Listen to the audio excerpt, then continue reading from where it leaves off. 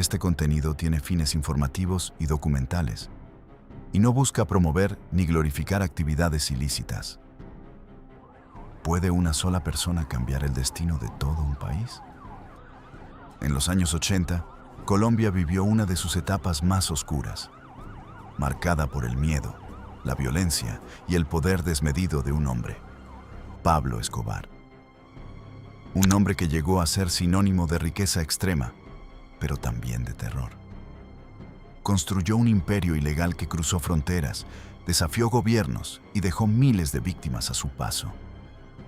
Pero detrás del mito hay una historia real, una historia de ambición, decisiones y consecuencias. Hoy vamos a recorrer su vida completa, desde sus inicios humildes hasta su caída definitiva. Pablo Escobar nació el 1 de diciembre de 1949 en Río Negro, Antioquia, Colombia, y pasó gran parte de su infancia en Medellín, una ciudad que en ese entonces comenzaba a transformarse social y económicamente, pero que también presentaba desigualdades marcadas que influían en las oportunidades de sus habitantes.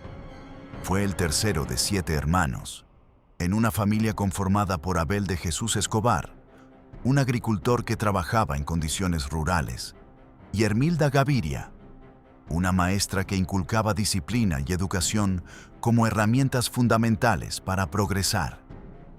Sin embargo, desde joven, Escobar mostró una inclinación hacia la obtención rápida de dinero y una ambición que superaba el promedio de su entorno. Durante su adolescencia, comenzó a involucrarse en actividades ilegales de bajo perfil, como la venta de cigarrillos de contrabando, la falsificación de certificados académicos, la alteración de documentos oficiales y el robo de automóviles.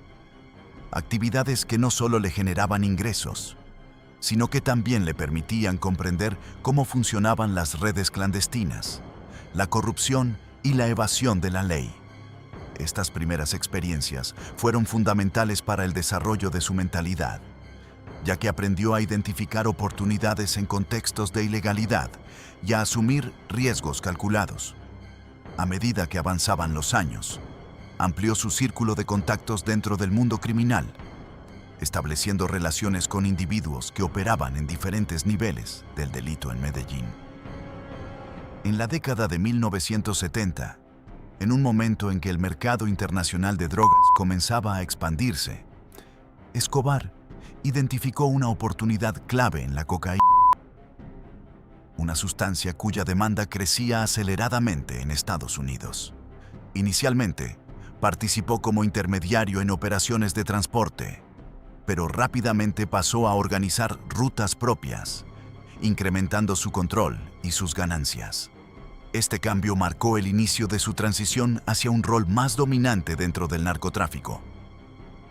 Paralelamente, buscó construir una imagen pública favorable, financiando proyectos comunitarios, construyendo viviendas para sectores vulnerables y ganando apoyo en barrios populares de Medellín.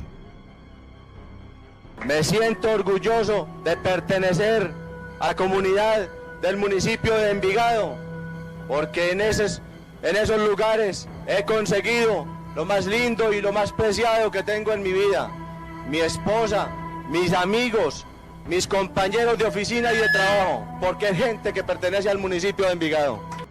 Esta estrategia le permitió generar una base social que, en algunos casos, lo veía como un benefactor.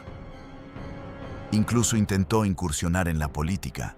Con el apoyo de todos ustedes, aplastaremos los títeres y los muñecos políticos de trapo que fabrica la oligarquía colombiana, logrando ser suplente en el Congreso colombiano.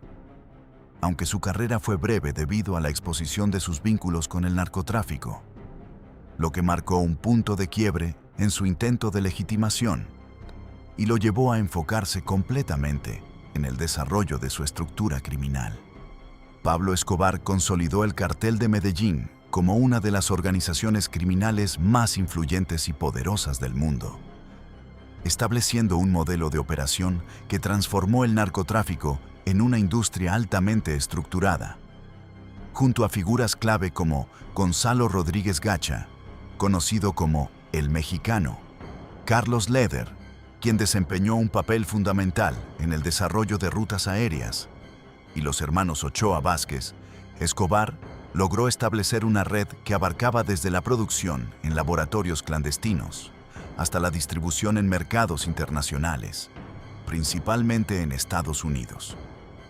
El cartel utilizaba avionetas, pistas clandestinas, rutas marítimas y sistemas logísticos complejos que le permitían movilizar grandes cantidades de droga de manera constante.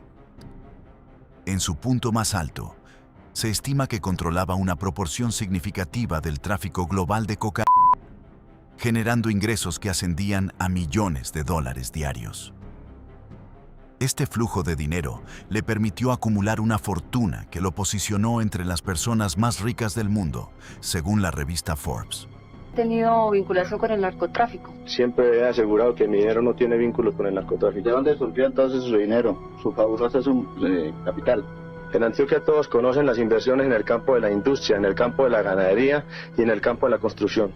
Sin embargo, su poder no se limitaba al ámbito económico. Escobar implementó una estrategia basada en la intimidación sistemática conocida como plata o plomo, mediante la cual ofrecía sobornos a funcionarios públicos o, en caso de rechazo, ordenaba su asesinato. El 30 de julio, asesinó por sicarios en moto el magistrado Hernando Vaquero Borda. Asesinó por 5 sicarios el juez Tulio Manuel Castro Gil. 30 de octubre, cayó bajo las balas de los sicarios el juez Gustavo Zuluaga en Medellín.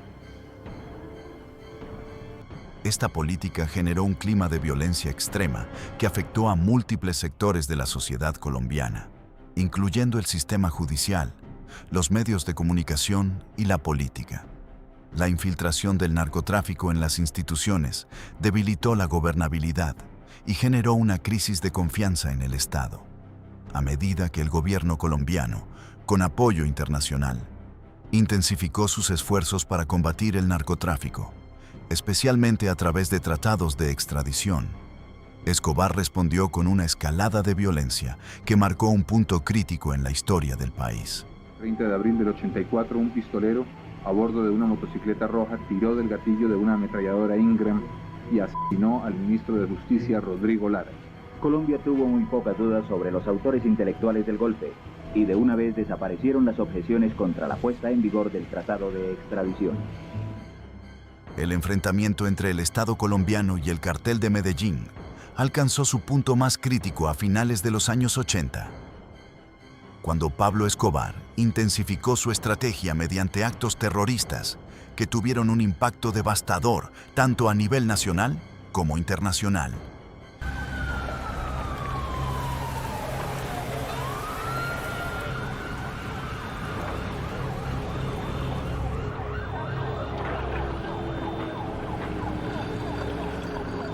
En este momento, en nuestra cámara está registrando exactamente el contenido, el interior del carrobomba que acaba de hacer explosión aquí en pleno centro de la capital del país.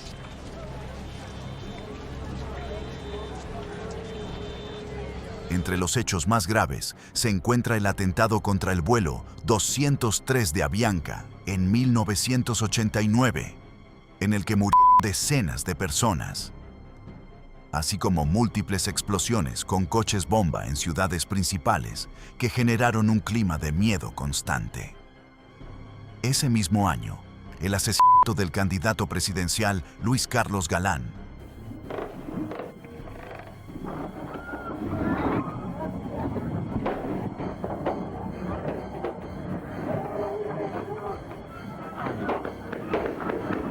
marcó un momento decisivo, evidenciando la capacidad del narcotráfico para influir en la política y eliminar a quienes se oponían a sus intereses. Estos actos provocaron una respuesta contundente por parte del gobierno colombiano, que fortaleció sus instituciones de seguridad y aumentó la cooperación internacional en la lucha contra el narcotráfico. En 1991, en medio de este contexto, Escobar se entregó a las autoridades bajo condiciones especiales que le permitieron cumplir condena en una prisión construida por él mismo, conocida como La Catedral. Por fin, casi un mes después de que se anunciara, a las 5 de la tarde de ayer, las 12 de la noche en España, Pablo Emilio Escobar Gaviria, el jefe, el capo de capos del cartel de Medellín, uno de los hombres más buscados del mundo, se entregaba a la justicia colombiana. Se rindió Pablo Escobar, el jefe de la cartel de Medellín, informaron las emisoras colombianas a las 22 horas Greenwich del miércoles, dice la agencia France Press. Aunque oficialmente estaba bajo custodia, mantenía privilegios que le permitían continuar ejerciendo influencia sobre su organización. Esta situación generó críticas y cuestionamientos sobre la efectividad del sistema judicial. Cuando el gobierno intentó trasladarlo a una prisión convencional, Escobar escapó en 1992. Se busca a Pablo Emilio Escobar Gaviria, a quien suministra información que permita su captura. El gobierno ofrece gran recompensa, lo que desencadenó una nueva fase de persecución intensiva que involucró a múltiples agencias nacionales e internacionales. Tras su fuga, Pablo Escobar se convirtió en el objetivo principal del bloque de búsqueda. Una unidad especial creada para capturarlo. Paralelamente, surgió el grupo conocido como Los Pepes, integrado por enemigos del narcotraficante, quienes llevaron a cabo ataques sistemáticos contra su red de apoyo. Un industrial antioqueño, Luis Guillermo Londoño White, supuestamente vinculado al cartel de Medellín, fue asesinado por la organización criminal denominada Los Pepes. Tenía sus piernas atadas y habían dejado este letrero, en el cual lo acusaron de ser testaferro servil de Pablo Escobar. En la guerra con los Pepes, muchos nos pusieron bombas a mi abuela, a mis tías. Me mataron el 80% de mi familia, el 99% de mis amigos. Me dolía enormemente, pero sabía también que estábamos metidos en una guerra y que en las guerras mueren los buenos y mueren los malos.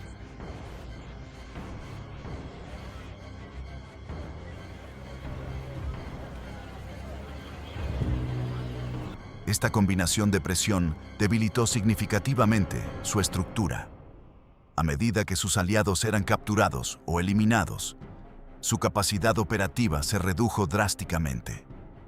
Escobar se vio obligado a vivir en constante movimiento, utilizando viviendas temporales y sistemas de comunicación limitados para evitar ser localizado.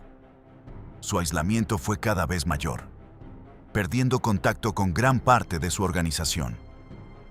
Finalmente, el 2 de diciembre de 1993, fue localizado en Medellín y abatido en un enfrentamiento con fuerzas de seguridad.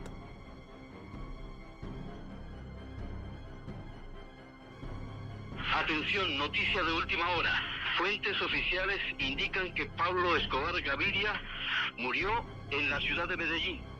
Primicia de la cadena Caracol de Colombia. En un sector del barrio La América, en la 45 con la 74, fue abatido Pablo Escobar Gaviria. En un comunicado, el Ministerio de Defensa confirmó hoy la muerte de Pablo Escobar Gaviria, que advirtió que no permitirá el resurgimiento de organizaciones delictivas como el cartel de Medellín. A los Pepes, a los que mataron a mi hijo y a todo mundo, y le pido a Dios que no les vaya a pasar a ellos eso, que las madres no tengan que sufrir el dolor que estoy sufriendo yo de ninguna manera. No crean en ningún momento que porque Pablo Escobar fue asesinado vilmente se va a acabar la violencia en Colombia. No sean ilusos. El tráfico de drogas se acaba, el narcoterrorismo se... ¿Usted cree que el tráfico de drogas se acabe y que el narcoterrorismo se acabe con la muerte de Pablo Escobar? Sea honesta, contéstelo usted, aquí frente a la cámara. Yo siento que se puede acabar, que puede acabar una guerra entre los dos carteles por lo menos. No creo que se acabe. Los asesinos de Cali van a seguir asesinando, sino a nosotros. Si no a nosotros, van a seguir asesinando a mucha gente. Su muerte marcó el fin del cartel de Medellín como fuerza dominante. La historia de Pablo Escobar representa uno de los casos más complejos del crimen organizado en el siglo XX. Más allá del dinero y el poder, su legado está marcado por la violencia, la corrupción y las consecuencias sociales que afectaron a miles de personas. Su vida demuestra cómo el narcotráfico puede infiltrarse en diferentes niveles de la sociedad, generando impactos duraderos en la política, la economía y la seguridad. Analizar su historia permite entender la importancia de fortalecer las instituciones y prevenir la expansión de estas estructuras.